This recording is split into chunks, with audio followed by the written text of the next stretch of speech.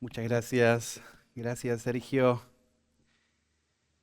Gracias, Pastor, también, Juan Carlos, por la invitación. Es para mí un regalo del Señor poder estar en estos días compartiendo con ustedes, conociendo a la iglesia. Si bien tuve la oportunidad de conocer a Sergio hace muchos años, ahí cuando pasamos por el seminario. También el Señor me permitió conocer a Juan Carlos el año pasado, había escuchado de él, de su ministerio, pero estar acá y poder ver de primera mano lo que el Señor está haciendo es un regalo del Señor, es un regalo de su gracia para mi vida. Así que de nuevo agradecerles por la hospitalidad, por el amor que me han brindado estos días y espero poder seguir disfrutando en todo este día, la tarde también, en la noche, el tiempo, seguir compartiendo con ustedes, creciendo, siendo animado por ver el obrar de Dios en sus vidas, en esta iglesia preciosa. Y en esta mañana el tema que nos convoca es la obra misionera.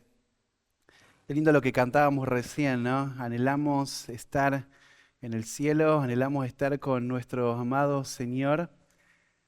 Y este era el deseo de Pablo, ¿no? Cuando él escribe ahí en Filipenses capítulo 1, ¿no? Yo deseo partir y estar con el Señor. Esto es muchísimo mejor, dice Pablo. Pero hay este versículo 21, ¿no? Para mí el vivir es Cristo, ¿no? Y el Señor nos tiene acá en esta mañana para seguir escuchando acerca de esta pasión que está en el corazón de los hijos de Dios. Esta pasión que está en la iglesia que ama al Señor, que ama su venida. Y es la obra misionera. Y esto es lo que nos convoca en este día, ¿no? Especial, escuchar acerca de la obra de Dios, escuchar acerca de la necesidad que hay en diferentes lugares, en diferentes países, los diferentes continentes, cómo hay tanta necesidad todavía, ¿no? Y como iglesia tenemos que orar al Señor y tenemos que poner nuestras vidas a su disposición, al servicio de Dios, para poder responder a esta necesidad tan grande que hay de obreros que salgan al campo. Cuando pensamos en la obra misionera, hay muchas cosas que vienen a la mente, ¿no? Hay muchas iglesias allá afuera donde en estos tiempos, en toda la historia de la iglesia, pero en estos tiempos, ministerios y iglesias han puesto su confianza en estrategias. Han puesto su confianza en métodos humanos, en métodos que son pragmáticos, que no necesariamente son malos algunos métodos, pero el problema es que su confianza está puesta en eso. Entonces ellos trabajan muchísimo, ¿no? En armar eventos y programas atractivos para poder simpatizar con la gente, para que la audiencia pueda recibirlos y puedan ahí empezar a hacer un trabajo con ellos, recursos, para llevar adelante la obra de Dios, ¿verdad? Y nosotros podemos ver esto, ¿no? Nosotros conocemos, hemos escuchado de ministerios que todo su enfoque está en esto. Sin embargo, hermanos, las Escrituras nos recuerdan que el verdadero poder y la verdadera eficacia del ministerio, de la obra misionera, no proviene de la creatividad de los hombres, no proviene de la sabiduría de los hombres, sino que proviene de la palabra de Dios, la palabra viva y eterna de Dios. Por eso el título de esta sesión es el poder de la obra misionera. Y vamos a hacer referencia a esto mismo, ¿no? A la palabra, a las escrituras. El apóstol Pablo declaró en Romanos capítulo 1, versículo 16, porque no me avergüenzo del Evangelio, porque es poder de Dios para salvación a todo aquel que cree. Ese es el Evangelio, el poder de Dios. Este es el camino que Dios decidió usar para salvar a su pueblo. Es lo que Pablo dice en 1 Corintios, la locura de la predicación. Lo que para este mundo es una insensatez, Esto es poder de Dios, el Evangelio, la palabra de Dios, la predicación. El Evangelio mismo es el instrumento que Dios va a usar para tomar una vida de una persona esclava de su pecado y transformarla. Este es el instrumento que Dios va a usar para edificar su iglesia. Este es el instrumento que va a sostener a los obreros ahí en el campo, ¿no? Es la palabra de Dios. Cuando el ministerio se fundamenta en la palabra, cuando el ministerio y la obra misionera no depende de modas pasajeras ni de técnicas humanas, cuando el ministerio y la obra misionera dependen del poder del Espíritu que obra a través de la verdad revelada, esta es una obra misionera eficaz. Esta es una obra misionera verdadera. Como decía un profesor que conocimos, ¿verdad? En nuestro ministerio, él decía, hay que hacer la obra de Dios a la manera de Dios. La palabra de Dios es el instrumento que Dios usa. Por eso, hermanos, si pensamos en la obra misionera y en el ministerio y queremos ver un ministerio eficaz, un ministerio fiel, un ministerio en el cual Dios empieza a traer fruto y a edificar esta iglesia, este ministerio, esta obra misionera, hermanos, debemos ir a las Escrituras. Debemos volver una y otra vez a la palabra de Dios y confiar en la palabra de Dios como la única guía suficiente, como la única que es autoritativa, y debemos proclamar esta verdad, esta palabra con convicción, porque solo la palabra de Dios es suficiente para salvar y para santificar. Es la palabra de Dios la que Dios va a usar para que en cualquier punto donde se encuentren las personas, ya sea que sean incrédulas, que no han sido salvadas, o ya sea que estemos en el Señor, la palabra es el instrumento que Dios utiliza.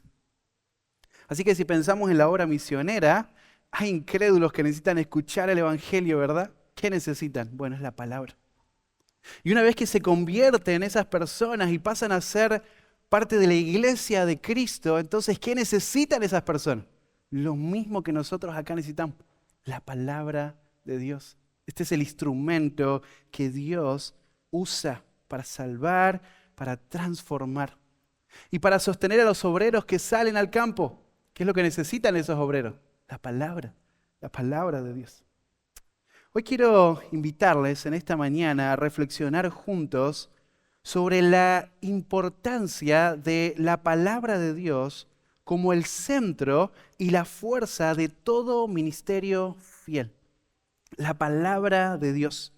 Porque sin ella, toda obra misionera, todo esfuerzo misionero se convierte en eso mismo, ¿no? En técnicas, en un esfuerzo humano, pero la obra, hermanos, que va a traer fruto eterno para la gloria de Cristo, es una obra que se va a centrar, en las Escrituras. Y lo que el pastor Matías habló el día de ayer, ¿no? La iglesia local. Para eso quiero que me acompañen, hermanos, al libro de Primera de Tesalonicenses. Primera de Tesalonicenses, capítulo 2. Ahí tenemos un pasaje bien interesante, ¿verdad? Que va a ayudarnos este pasaje a entender este punto que quiero señalar, ¿no? Cómo la palabra es el poder que la obra misionera necesita, ¿verdad? Y necesitamos confiar en la palabra. El capítulo 2, y vamos a estar leyendo, tendremos que abarcar todo hasta el versículo 12, pero vamos a leer hasta el versículo 6 y vamos a sacar algunos principios de esos pocos versículos que vamos a estudiar en esta mañana. Pero déjeme leer el pasaje y después volver a orar al Señor y pedirle que Él pueda usar este tiempo para edificar nuestras vidas. Primera de Tesalonicenses, capítulo 2, versículos del 1 al 6. Dice así la palabra de Dios. Porque vosotros mismos sabéis, hermanos, que vuestra visita a vosotros no resultó vana. Pues habiendo antes padecido y sido ultrajados en Filipos, como sabéis, tuvimos de nuevo en nuestro Dios para anunciaros el Evangelio de Dios en medio de gran oposición. Porque nuestra exhortación no procedió de error ni de impureza, ni fue por engaño, sino que según fuimos aprobados por Dios para que se nos confiase el Evangelio. Así hablamos. No como para agradar a los hombres, sino a Dios que prueba nuestros corazones. Porque nunca usamos de palabras lisonjeras, como sabéis, ni encubrimos avaricia, Dios es testigo. Ni buscamos la gloria de los hombres, ni de vosotros, ni de otros, aunque podíamos seros carga como apóstoles de Cristo. Oremos al Señor. Padre, en esta mañana estamos reunidos, un grupo de tus hijos, Señor, y todos juntos para alabarte, todos juntos alrededor de tu palabra para poder escuchar, Señor, tu voz, para poder escuchar tu palabra que es el instrumento que tú utilizas para edificar la iglesia.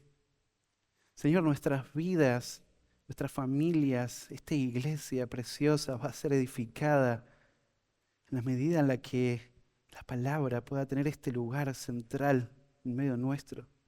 Señor, y tu Espíritu obrando, trayendo estas verdades, trayendo fruto por medio de estas verdades en nuestras vidas. Señor, en esta mañana estamos con este corazón, este deseo. Tenemos hambre, Señor, queremos escuchar tu palabra. Queremos obedecer, Señor, tus mandatos. Padre, obra en medio nuestro. Señor, usa mi vida para poder ser un siervo fiel y eficaz en comunicar tu palabra, Señor, con precisión a mis hermanos. Señor, nos encomendamos a ti, a tu Espíritu, para que pueda obrar en medio nuestro. Y oramos agradecidos en nombre de Cristo Jesús. Amén. Algunas cositas que quisiera decir antes de empezar a desarrollar este pasaje. Y es que Pablo escribe esta carta a estos hermanos de Tesalónica en respuesta a un informe que Timoteo, a quien Pablo envió una vez que salieron de Tesalónica, para ver cómo la fe de estos hermanos estaba. Ellos estaban pasando mucha persecución, así que Pablo envía a Timoteo porque Pablo está preocupado por estos hermanos. Así que Timoteo va, Pablo sigue su viaje, está en Atenas primero, después en Corintios. Él está ahí en Corintios predicando el Evangelio y llega Timoteo con un informe. Y el informe de Timoteo es tan alentador que Pablo dice en el capítulo 3, yo recibí buenas noticias al escuchar que la fe de estos hermanos era una fe firme. Ellos se mantenían fieles al Señor aún en medio de la gran persecución que estaban atravesando. Así que cuando vos lees ahí el capítulo 1, vos ves cómo Pablo comienza dando gracias a Dios por la salvación que Dios había producido en medio de esta gente, en medio de esta ciudad. Dios salvó personas y hay una iglesia que está floreciendo. Así que Pablo da gracias a Dios, da gracias por la fe de estos hermanos. Y si vos lees el capítulo 1, vos podés ver cómo Pablo fue presentando las evidencias de por qué él afirma que son salvos. Ellos no son salvos porque dicen ser ellos mismos salvos. Ellos son salvos porque Dios había obrado en su vida. Así que si vos querés saber cómo se ve la vida de un creyente genuino, el capítulo 1 de Primera Tesalonicenses es un capítulo fantástico para ver qué es lo que significa ser un creyente. ¿Cuáles son las implicaciones o las implicancias del Evangelio en la vida de una persona que fue transformada por la gracia de Dios? Ahora, cuando llegás al capítulo 2, vos podés notar un quiebre ahí en el capítulo y vos podés ver a Pablo que él empieza a defender su ministerio. Y vos decís, no tiene nada que ver un tema con el otro, ¿no? Porque tenés el capítulo 1, la gratitud y las evidencias de la salvación de estos hermanos. El capítulo 3, el anhelo que Pablo tenía de visitarlos y la buena noticia que recibió cuando escuchó de estos hermanos. Ahora el capítulo 2. ¿Por qué tenemos este capítulo 2? Bueno, para entender mejor este pasaje que tenemos, vamos a hacer un pequeño recorrido, unos minutitos, por el contexto de este pasaje. Y para eso podés anotarlo, no vamos a leerlo por el tiempo, pero para eso tenemos que pensar en Hechos capítulo 16, en realidad el 15, porque Pablo sale ahí desde Antioquía, ¿verdad? Pero tenés Hechos capítulo 15, 16, el pastor Matías habló un poco de esos pasajes ayer, y también el capítulo 17 en especial. Y Lucas nos cuenta cómo Pablo llegó por primera vez a Macedonia en su segundo viaje misionero. Ahora, hay un detalle que resalta ahí en el capítulo 15 que no es menor. Y hay un detalle que nos muestra o observamos cómo la iglesia de Antioquía envía obreros para fundar y fortalecer iglesias locales, iglesias en puntos específicos, ¿no? Así que el relato bíblico nos muestra que esta salida a su segundo viaje misionero inició ahí en Antioquía.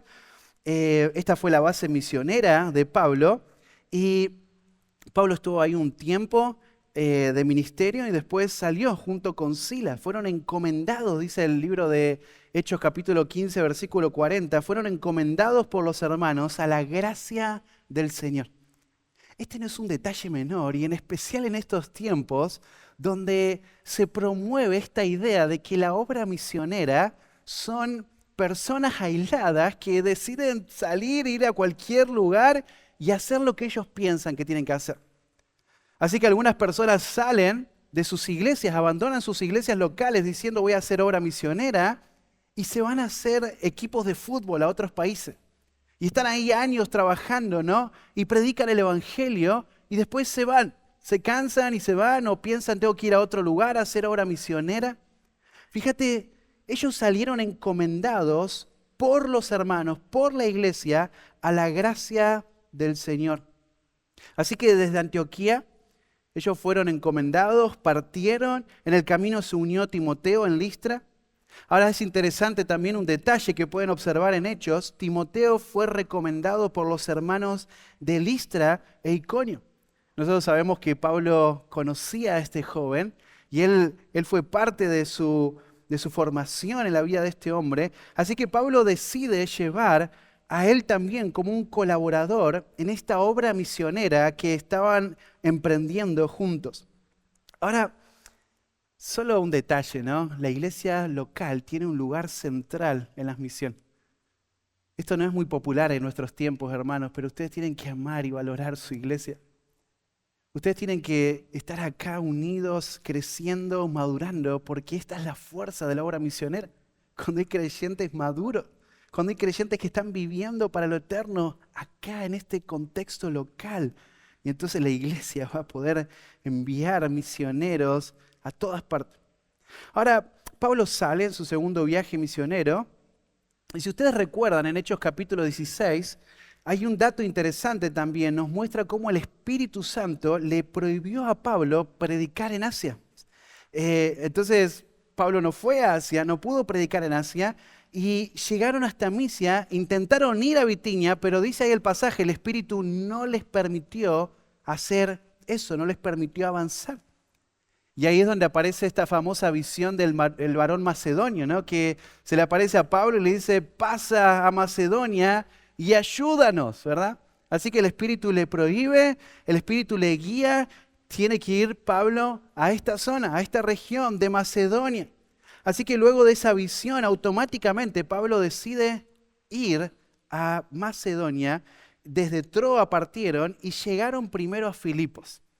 Ustedes cuando van viendo el relato, es apasionante ir viendo la historia, ¿no? Cómo el Señor fue formando las primeras iglesias, fue fortaleciendo los ministerios, ¿verdad? Pero ellos llegan a Filipos, predican el evangelio. Hay una mujer, hay un grupo de mujeres que escucha el evangelio y dentro de esas mujeres, una mujer llamada Lidia, el Señor abrió sus ojos y después de ese evento donde esta mujer se convierte, ustedes recuerdan, empezó a haber un poquito de tensión en el ambiente, ¿verdad? Porque había una muchacha que era que tenía un espíritu de adivinación y ella empezó a estorbar el ministerio de Pablo, ¿no?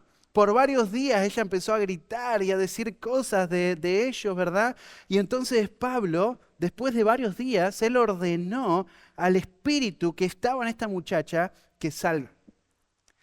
Y eso causó mucho revuelo. Porque había personas que tenían intereses económicos que usaban a esta muchacha para generar riquezas propias. Así que como perdieron ese beneficio, llevan a Pablo ante las autoridades y lo acusan falsamente. Y ahí viene la persecución. Pablo va preso, es azotado. Ustedes recuerdan el terremoto, el carcelero de Filipo está ahí, está a punto de quitarse la vida por lo que acaba de pasar y Pablo les predica el evangelio. Él le dice no, y habla de Cristo y él se convierte, después su familia se convierte. Ahora, fíjate qué interesante porque desde el comienzo la persecución estuvo marcando el ministerio y la obra misionera que esta iglesia en Antioquía a través de Pablo estaba realizando. Ahora, Pablo y sus colaboradores, Timoteo y Silas, salen de ahí, llegan a Tesalónica y estuvieron alrededor de 2 semanas. Dice que estuvieron 3 sábados predicando, ¿no? Entonces 2 semanas, casi 3 semanas tal vez, estuvieron ahí predicando el evangelio y Dios enseguida, en muy poquito tiempo, empieza a traer mucho fruto de salvación. Empiezan a convertirse judíos, mujeres nobles, empiezan a abrir sus ojos, empiezan a ver la hermosura de Cristo. El Señor empieza a obrar y a florecer el evangelio, pero rápidamente tuvieron ¿qué? Persecución. Rápidamente empezaron a ver la tensión porque había un grupo de judíos que escucharon el mensaje de Pablo, juntaron a un grupo de ociosos, armaron ahí una turba y fueron a perseguir. Y empezaron a acusar a estos creyentes, ¿no? A perseguir a Pablo, a los creyentes, a acusar. Ellos son los que alborotan esta ciudad. Estos son los que vienen haciendo ruido en Filipo y ahora llegaron acá también a Tesalónica, ¿verdad? Ahora, cuando fueron a la casa donde estaba Pablo, la casa de Jasón, si ustedes ven el relato, no lo encontraron.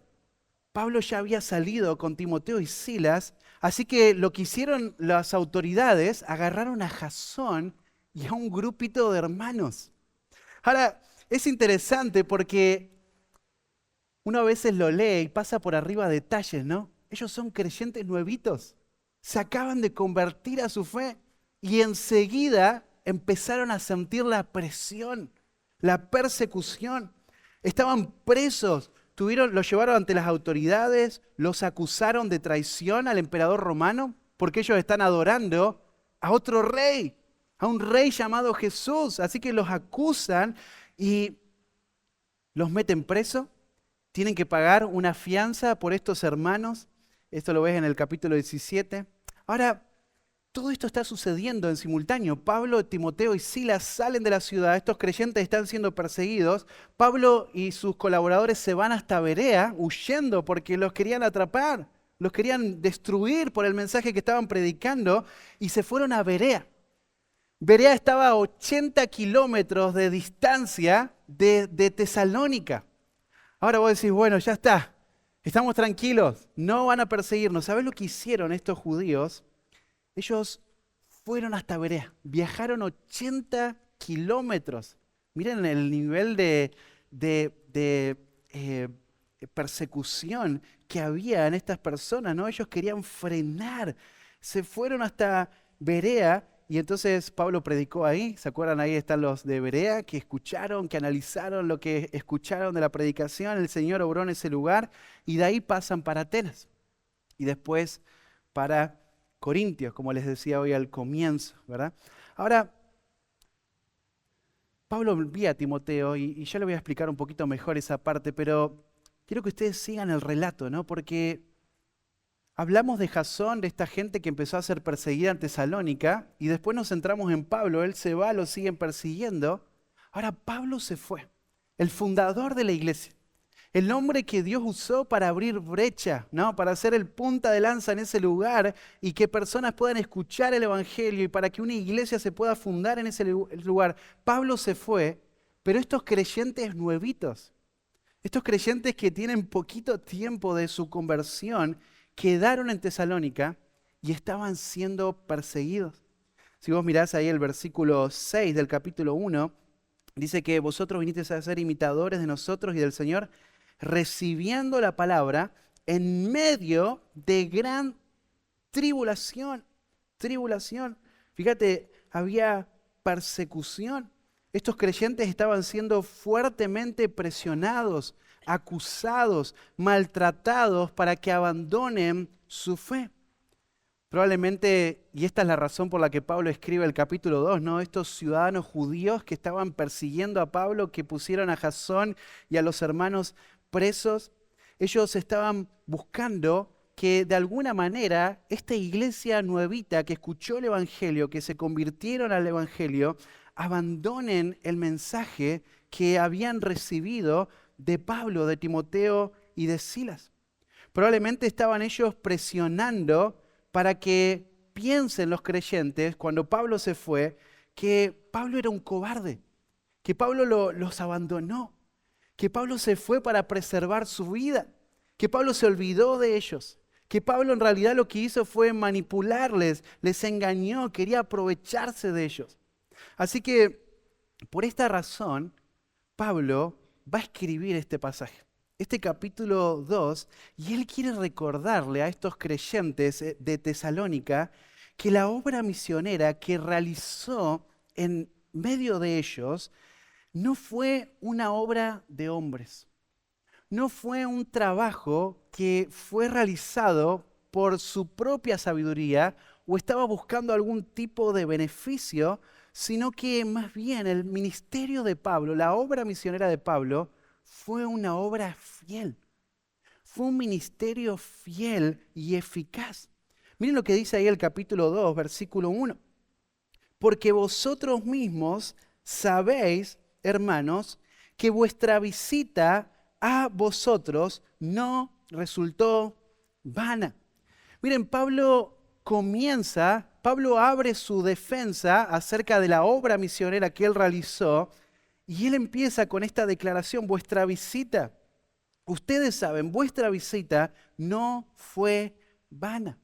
Ahora miren algunos detalles de ese versículo 1, ¿no? Vosotros mismos sabéis. Es decir, ellos saben, ellos conocen, ellos poseen el conocimiento. Esto no es algo que Pablo pensaba, ¿no? A veces nosotros pensamos que lo que hacemos es bueno, ¿verdad? Pero cuando le preguntás a otros, te dicen, no, no estás haciendo bien. Pero fíjate, en este caso, Pablo no estaba pensando, hice un buen trabajo y solo él lo veía así. Pablo dice, ustedes saben. Los creyentes de Tesalónica sabían que la visita de Pablo, el ministerio de Pablo, fue bueno, fue eficaz, trajo fruto. Por eso dice ahí el versículo, vosotros mismos sabéis, hermanos, fíjate, ahí ya te lo hace saber, ellos son hermanos, antes no lo eran, así que el ministerio de Pablo fue eficaz porque ahora hay creyentes.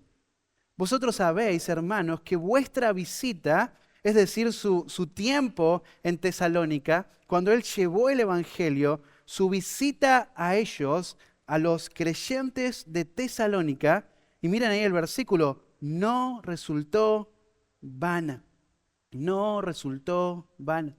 Esta palabra vana es la que nos da el puntapié inicial para desarrollar nuestro pasaje, ¿verdad? Porque esta palabra vana es la palabra para algo que describe sin fruto, sin resultado. Algo vacío, algo hueco, sin propósito. Esta es la idea de esta palabra, ¿no? Es algo carente de propósito, es algo intrascendente, no tiene ningún sentido. Y Pablo dice, ustedes saben, nuestra visita, nuestro tiempo en Tesalónica, nuestro ministerio, la obra misionera, no fue un trabajo en vano. Es decir, los hermanos en Tesalónica sabían, pudieron ver ellos que la obra de Pablo entre ellos no fue vana, no fue vana. Ahora, es interesante esto, ¿verdad? Porque acabamos de escuchar un poquito el contexto y vimos que no parece ser que le fue muy bien a Pablo, ¿no? Lo echaron, lo persiguieron, pusieron preso a los creyentes. Cuando ves estas palabras de Pablo, vos podés ver, hermanos, que la obra misionera no tiene que ver necesariamente con números. A veces pensamos, no, este misionero no está haciendo bien el trabajo porque no hay resultados en su iglesia. Ahora fíjate, un ministerio eficaz, una obra misionera eficaz, no necesariamente tiene que ver con números, con popularidad. No, tuvieron que huir. Jasón estuvo preso, hermanos estuvieron presos. ¿Qué tiene que ver eso con un ministerio eficaz? Se preguntarían, ¿no? Ahora, Pablo dice, nuestro tiempo, nuestro ministerio fue eficaz, no fue vano. Trajo fruto en la vida de los creyentes. Y entonces la pregunta que yo me hago, ¿cuál es la razón por la que este ministerio de Pablo fue un ministerio fiel? ¿Cuál es la razón por la que esta obra misionera que Pablo, Timoteo y Silas hicieron fue eficaz? ¿Por qué razón? Si no tuvieron mucha aceptación, si no fueron populares. ¿Cuál es la razón? ¿Qué tuvo el ministerio de Pablo? ¿Qué tuvo esta obra misionera que salió de Antioquía por medio de Pablo y se realizó en esa región? ¿Qué tuvo este ministerio que trajo fruto? ¿Por qué fue eficaz? De vuelta, Pablo no habla de números. Pablo no habla de grandes eventos. Él no habla ni siquiera de aceptación por parte de las personas. No, todo lo contrario. Persecución, sufrimiento. Entonces, ¿cuál? ¿Por qué? Bueno, Pablo nos va a presentar en este pasaje cuáles son esas marcas de un ministerio fiel. Pablo nos va a presentar en este pasaje cuáles son las marcas de una obra misionera fiel que deben ser parte de toda iglesia que quiere ver la gloria de Dios llegando a toda nación. Toda iglesia que quiere ver la obra misionera avanzar tiene que poder abrazar. Todo creyente debe abrazar estos principios. Así que, en primer lugar, quiero que veamos ahí en el versículo 2, el poder de la obra misionera está en una iglesia que tiene confianza y valentía en Dios para predicar las Escrituras. El poder de la obra misionera está en una iglesia que tiene, en primer lugar, confianza y valentía en Dios para predicar la palabra. Miren ahí el versículo 2, 1 Tesalonicenses 2:2 dice, pues habiendo antes padecido y sido ultrajado en Filipos, como sabéis, tuvimos de nuevo nuestro Dios para anunciaros el evangelio de Dios en medio de gran oposición. Así que después de haber dicho Pablo en el versículo 1, nuestro ministerio no fue vano, fue eficaz. Después de decir esas palabras, Pablo dice, pues habiendo antes padecido. Esta es la idea acá de haber sufrido antes, ¿no? Pablo se está refiriendo principalmente al maltrato físico que él recibió.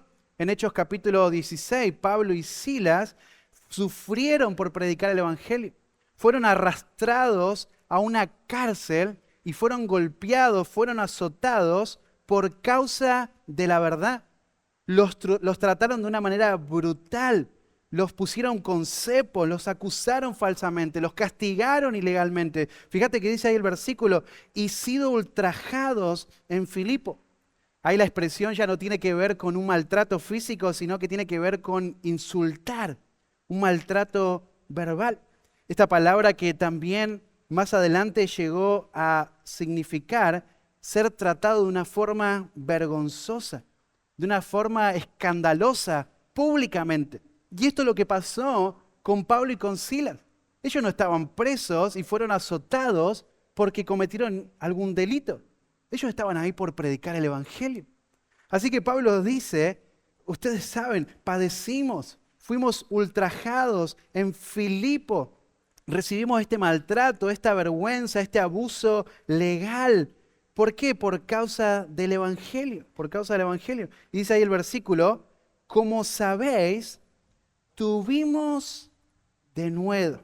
Miren esa palabra qué interesante, ¿no? Como sabéis, tuvimos de nuevo en nuestro Dios. Esta palabra me encanta, ¿no? Porque Pablo dice, fuimos maltratados, fuimos tratados de una manera injusta, de una manera vergonzosa, pero ustedes saben, tuvimos denuedo. Esa palabra tiene que ver con hablar de manera valiente. Es la palabra para audacia, coraje, ¿no? Aún en medio de tanta oposición, Pablo tiene valor. Pablo tiene confianza en Dios para seguir en medio de ese clima tan oscuro predicando el Evangelio. Ahora, la confianza de Pablo no estaba puesta en sí mismo, al contrario, su confianza o su denuedo estaba en Dios, en Dios. Pablo confiaba de todo corazón en Dios, en que Dios le iba a sostener, en que Dios iba a preservar su vida, o si le quitaba su vida, bueno, qué mejor para Pablo que estar con su Señor. Él tenía confianza en la soberanía de Dios, en el poder de Dios. Aunque sufrieron toda clase de abusos y maltratos, recientemente Pablo puede decir, tuvimos de nuevo. Seguimos adelante, seguimos predicando el Evangelio, seguimos predicando a Cristo. Ahí en Hechos capítulo 4, versículo 29, los apóstoles están frente a la persecución y la oración de estos apóstoles es esta, yo te la leo, mira, dice, y ahora, Señor, mira sus amenazas y concede a tus siervos que con todo denuedo hablen tu palabra. Fíjate, en medio de persecución, en medio de toda la tensión que había, la oración de ellos no fue, Señor, sacanos de acá, sino que la oración fue, Dios, danos de nuevo. Señor, danos coraje, valor para predicar tu palabra. Para en medio de esta presión que no seamos tentados a diluir el mensaje para que podamos ser aceptados. Esta es la oración de los apóstoles. Fíjate ahí en el capítulo 14 de Hechos, versículos 2 y 3, vos podés ver a Pablo y Timoteo en medio de la persecución. ¿Y qué es lo que ellos hacían? Hablaron con denuedo. Fíjate ahí el versículo 3. El 2 dice, los judíos que creían excitaron y corrompieron los ánimos de los gentiles contra los hermanos. Por tanto, se detuvieron allí mucho tiempo y fíjate, hablando con denuedo, confiados en el Señor. Confiados en el Señor. Fíjate, ellos hablan con valor porque ellos confían en el Señor. Hermanos, el valor de Pablo y Timoteo no venía de ellos mismos, sino de su confianza en el Señor. Por eso dice Pablo, ahí tuvimos de nuevo en nuestro Dios. Ellos hablan con valor el Evangelio porque confían en Dios, confían en su poder. No es su audacia, no es su sabiduría, no es su coraje, es el Señor, es su obra. Somos sus obreros, confiamos en Él. Confiamos en Él. Ahora, hermanos, hay un detalle acá que tenemos que recordar cuando pasamos por un pasaje como este, ¿no? La predicación fiel, la predicación valiente, con coraje en medio de la persecución, no nos lleva necesariamente a la popularidad, ¿sí? Cuando vos vas ahí en Argentina, en Buenos Aires, vos ves que las iglesias falsas, las iglesias que predican el evangelio de la prosperidad, están llenas. Hay mucha gente que va y les escucha, ¿verdad? Son muy populares. Predicar la verdad, predicar de forma fiel la palabra de Dios, no necesariamente va a llevarnos a la popularidad. Más bien todo lo contrario, ¿no? ¿Qué vas a encontrar? Conflicto, presiones. Presiones en todos lados, ¿no? En tu familia, en la escuela, en el trabajo, aún en la iglesia, hermanos o personas que están y no quieren obedecer al Señor y tu vida les expone, entonces empiezan a presionar. Pablo dice, hay que tener denuedo, hay que confiar en Dios. ¿Para qué? Bueno, ahí lo dice la palabra, para anunciarles el Evangelio. Esta palabra anunciarles es la palabra para proclamación, predicar, pronunciar el Evangelio, pero fíjate, el Evangelio de Dios, las buenas nuevas, las buenas noticias. De esto se trata la obra misionera, ¿no? De anunciar las buenas nuevas, de hacer discípulos, de enseñar la palabra de Dios. Entonces Pablo dice, para anunciar el Evangelio de Dios. Pablo habló con valor, confiando en Dios, pero él habló la palabra de Dios, sin disminuir la verdad, sin diluir la verdad, ¿no? Pedro, lo dice ahí en el capítulo 2 de Pedro, ¿no? Desead como niños recién nacidos la leche espiritual no adulterada. Así que estos hermanos que estaban haciendo la obra misionera a la manera de Dios, no estaban diluyendo la palabra para caer bien en esos círculos donde había tensión, sino que ellos predicaban con fidelidad. ¿Por qué, hermanos? Bueno, porque el Evangelio, dice este versículo, el Evangelio es de Dios. El Evangelio no es de los hombres. Nosotros no podemos torcer el Evangelio como a nosotros nos parece, porque el Evangelio es de Dios. Él es el autor del Evangelio. El hombre no puede cambiar nada del mensaje de Dios. Nadie puede hablar un mensaje diferente al que fue revelado en las Escrituras, hermano. ¿Se acuerdan en Gálatas capítulo 1, versículos 6 al 9? Cuando Pablo está maravillado de que muchos se habían convertido a un evangelio diferente. Muchos empezaron a añadir ciertos requisitos y ellos decían, sí, es Cristo, pero también esta ceremonia. Esto también incluye mi salvación. Así que requisitos, ceremonias, parámetros del Antiguo Testamento como previos y necesarios para la salvación. Y Pablo dice, cualquiera que quiere pervertir el mensaje, cualquiera que quiere diluir el mensaje de Dios, sea anatema. Hermanos, quitar o añadir al Evangelio trae grandes consecuencias. Primero porque nadie puede salvarse con medias verdades, ¿no? Nadie puede crecer y madurar con medias verdades, ¿no? Necesitamos la verdad de Dios. Pero los que quieren hacer esto van a sufrir consecuencias. Hay el libro de Judas y segunda de Pedro, capítulo 2, nos recuerda estos hombres falsos maestros que sutilmente quieren cambiar la verdad. Y Pedro dice, hay un gran juicio que les espera a estas personas, ¿verdad? Hay grandes consecuencias cuando hay una persona que quiere quitar o añadir al Evangelio algo. Así que debemos abandonar todo intento de buscar métodos efectivos, ideas, ¿no? Confiar en eso. No, hermanos, debemos predicar la palabra de Dios. Esta es la obra misionera. Ahí está el poder de la obra misionera. Y dice Pablo ahí el versículo, tuvimos de nuevo nuestro Dios para anunciaros el Evangelio de Dios y de vuelta en medio de gran oposición. Y esta palabra también es interesante porque es la palabra mucha competencia, un gran combate. Hay una batalla y hay un esfuerzo extremo que se desata en esta batalla, ¿verdad? En medio de gran oposición. Hermanos, la obra misionera siempre va a haber presión. Aún en tu vida como creyente, siempre va a haber presión y siempre va a estar esa tentación de querer suavizar el mensaje. ¿Para qué? Bueno, para ser más inofensivo, ¿no? A los pecadores. No quiero que me cierren la puerta. No quiero que me tilden de un legalista, ¿verdad? No quieren que me tilden de una persona dura. Quiero parecer simpático, quiero caer bien a ellos. Hermanos, siempre va a haber esta presión y esta tensión de querer hacer que el Evangelio sea más agradable a los oídos de las personas, ¿verdad? Pero eso es un error. El poder de la obra misionera está en esto, está en la palabra, en la predicación.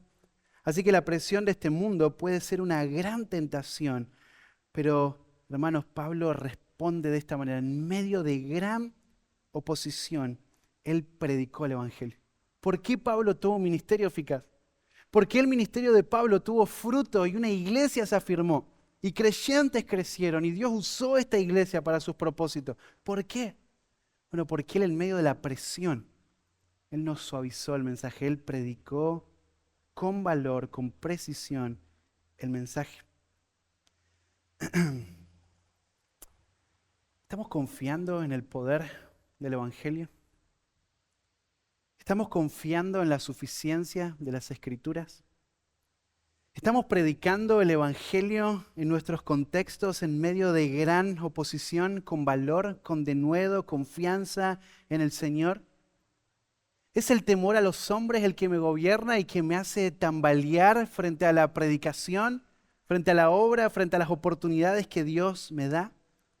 Hermanos, este pasaje tiene que recordarnos esto. El poder de la obra misionera está en una iglesia que tiene confianza y valentía en Dios para predicar las Escrituras. En segundo lugar, lo vamos a ver en el versículo 3 y 4, el poder de la obra misionera está en una iglesia que tiene convicción en la suficiencia de las Escrituras. Entonces, primero dijimos confianza y valor en predicar la palabra, convicción en la suficiencia de las Escrituras. Acá está el poder de la obra misionera, ¿no? En una iglesia que tiene esta convicción.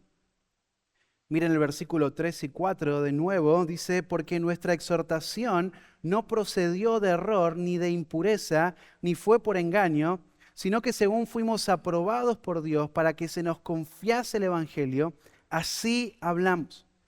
No como para agradar a los hombres, sino a Dios que prueba nuestros corazones. Ahora, el ministerio de Pablo no fue un ministerio vano, fue un ministerio fructífero, eficaz, fue fiel. ¿Por qué?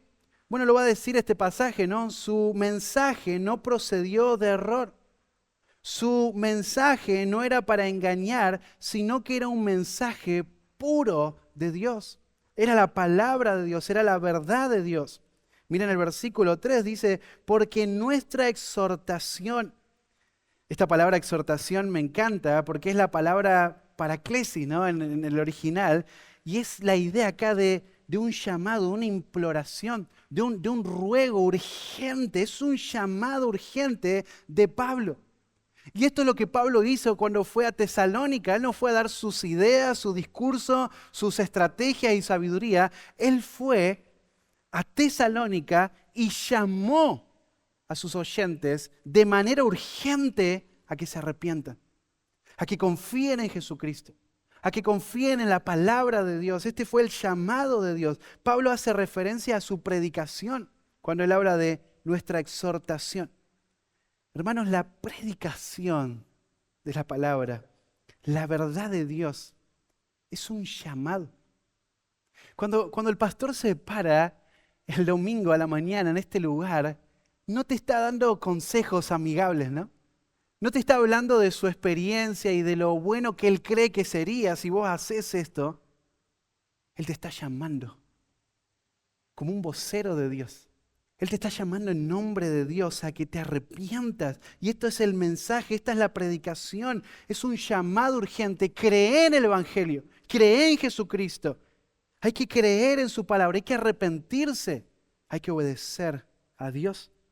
Así que, hermanos, cuando hablamos de obra misionera, tenemos que entender, es la palabra de Dios, es la predicación del Evangelio. Ahí es donde tenemos que confiar. Por eso la suficiencia de las Escrituras.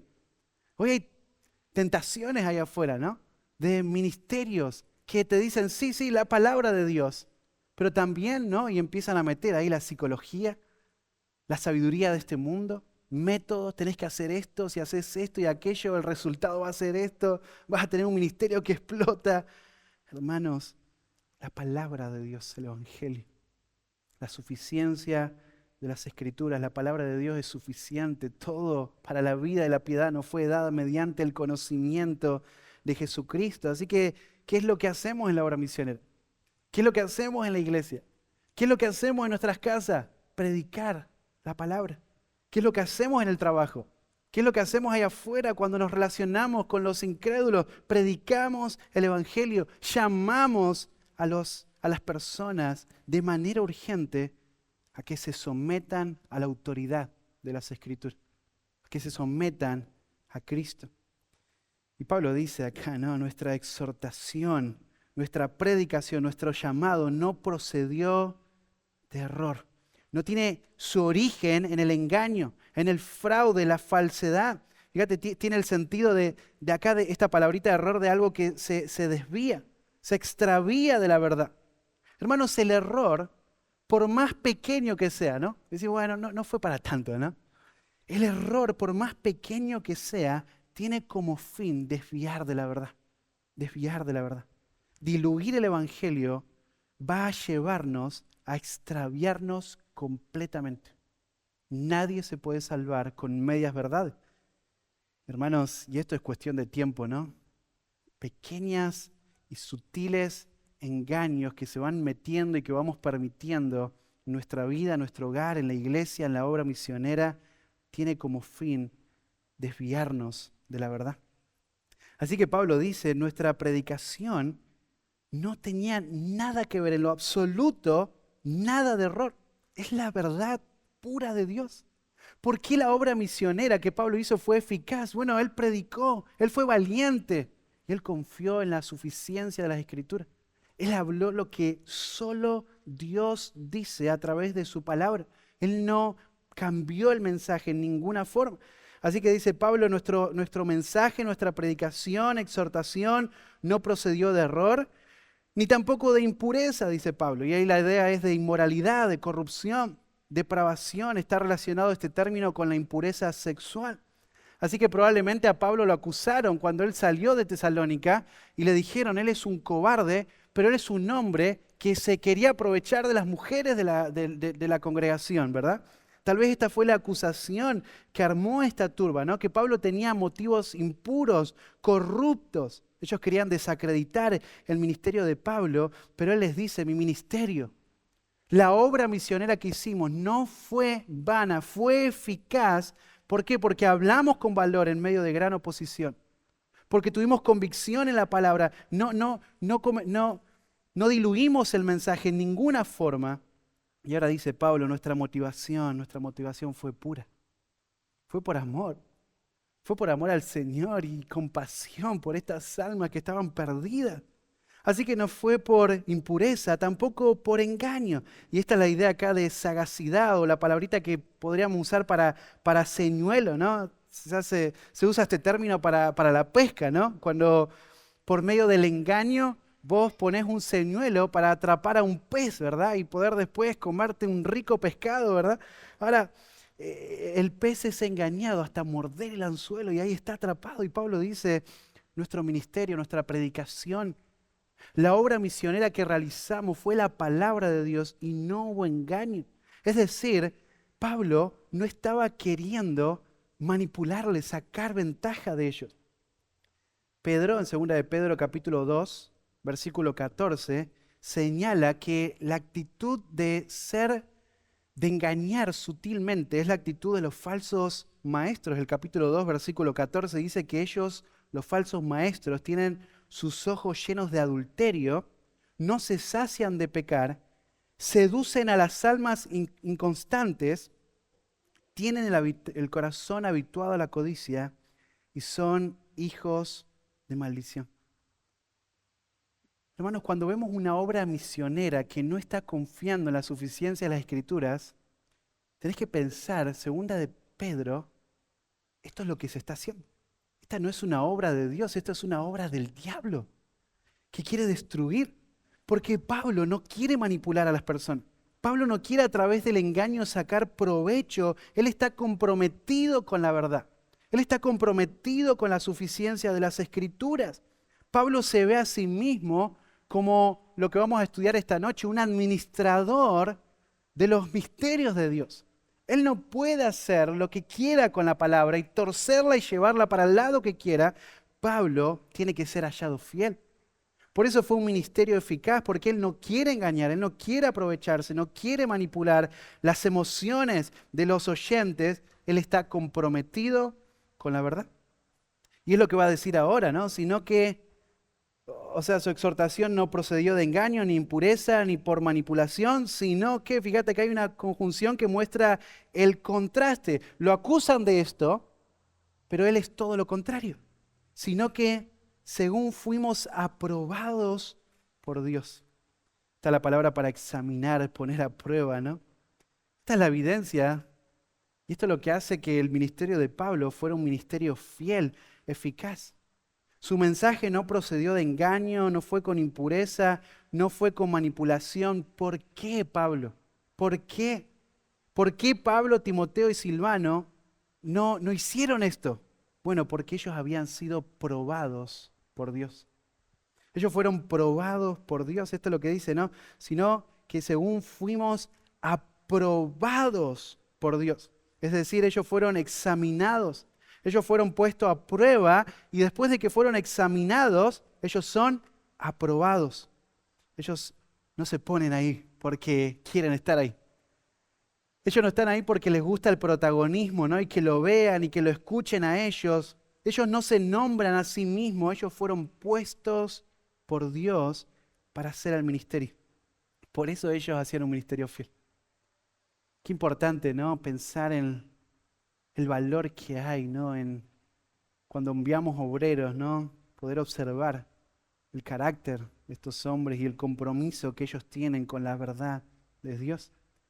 Pablo dice, fuimos probados por Dios, ¿para qué? Para que se nos confiase el Evangelio. Esa palabra confiar tiene el sentido de una persona que es confiable, y porque es confiable ahora se le pone algo a su cuidado. Así que esto es lo que dice Pablo, fuimos examinados, fuimos probados por Dios, fuimos aprobados por Dios, y ahora porque fuimos aprobados por Dios, recibimos esto. Se encomienda esto. ¿Qué se le encomendó? Nada más y nada menos que el Evangelio mismo. Wow. Dios envía a Pablo, a Timoteo y a Silvano a predicar el Evangelio. Y dice Pablo, así hablamos. De esta manera proclamamos. No proclamamos las palabras de hombres, no nos predicamos a nosotros mismos, no. Hablamos la verdad que Dios nos ha encomendado, el Evangelio fiel. Y esto es una verdad tremenda, como bien lo mencionamos recién, ¿no? Los hombres de Dios que hacen un ministerio fiel son hombres que son llamados por Dios. Son hombres que son encomendados por Dios por medio de una iglesia para hacer esta tarea de predicar el mensaje. Y termina ahí ese versículo, no para agradar a los hombres, sino a Dios que prueba nuestros corazones. Pablo no quiere complacer, contentar a los hombres, sino a Dios.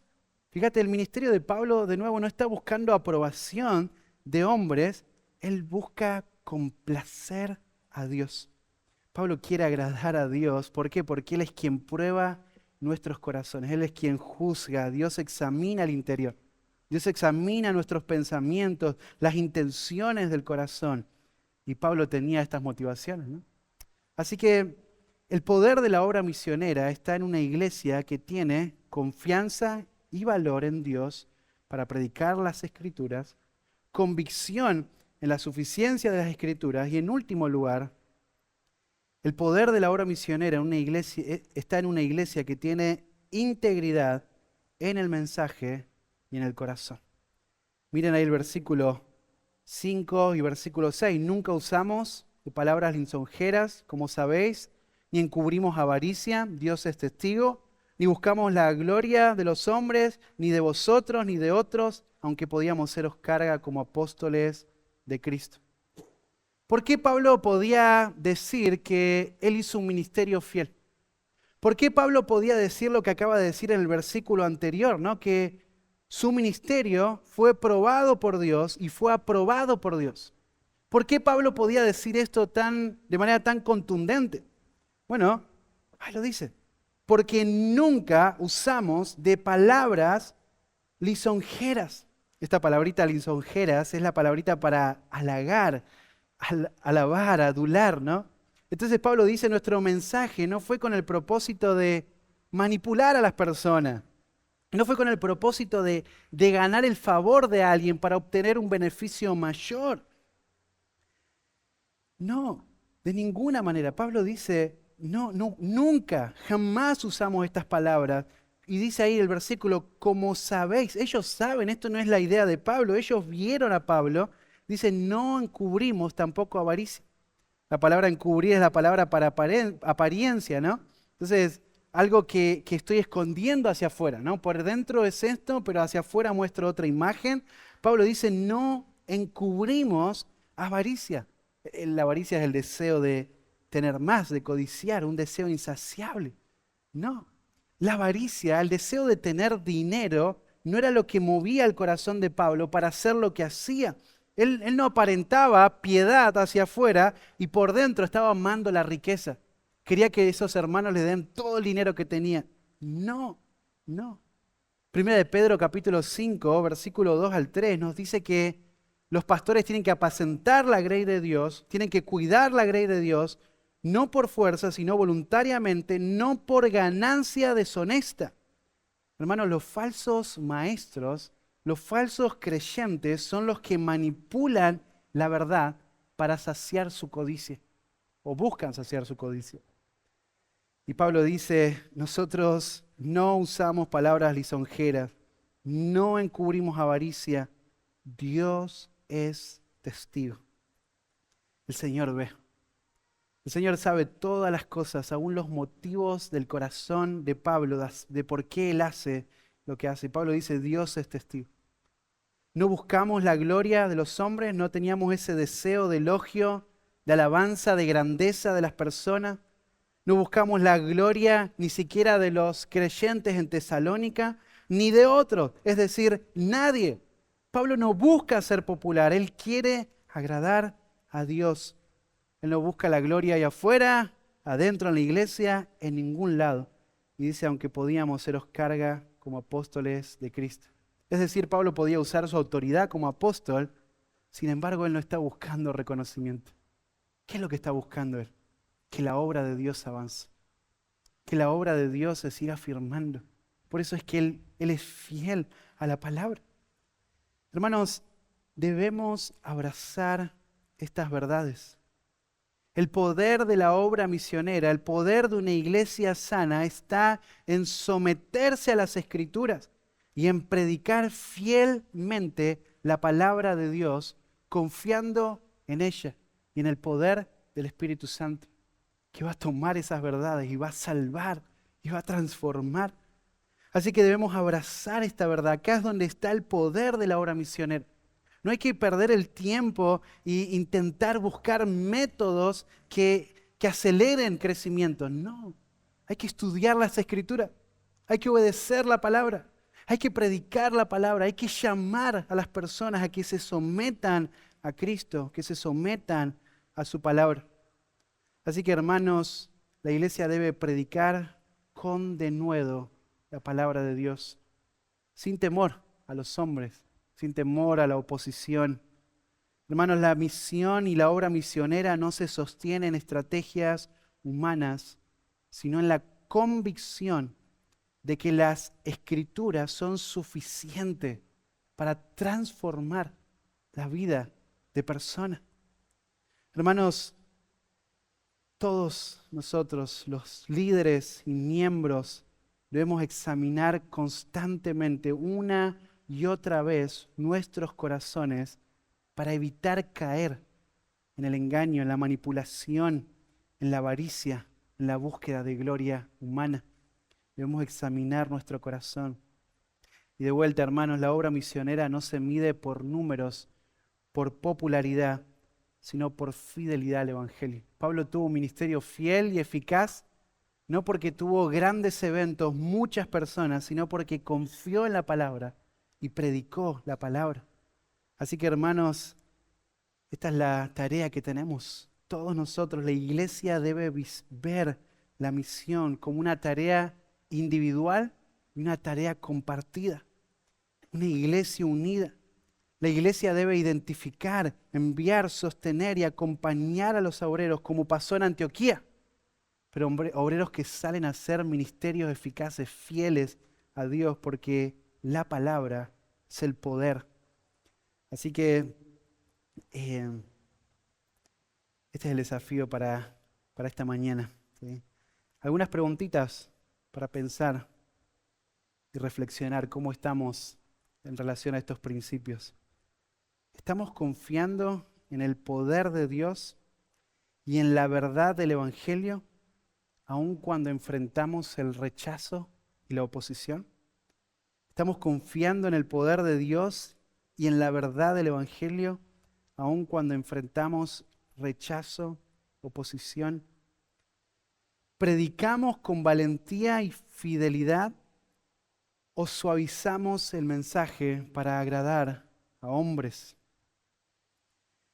¿Es nuestra motivación en el ministerio pura? ¿Busca agradar a Dios?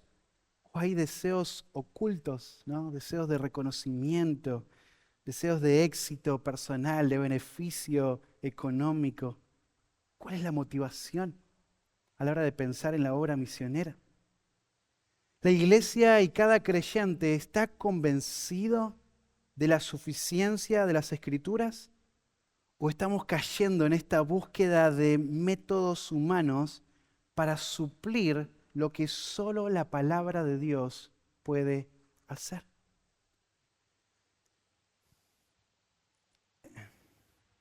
Hermanos, el poder de la obra misionera está en esto, ¿no? En la fidelidad a las Escrituras.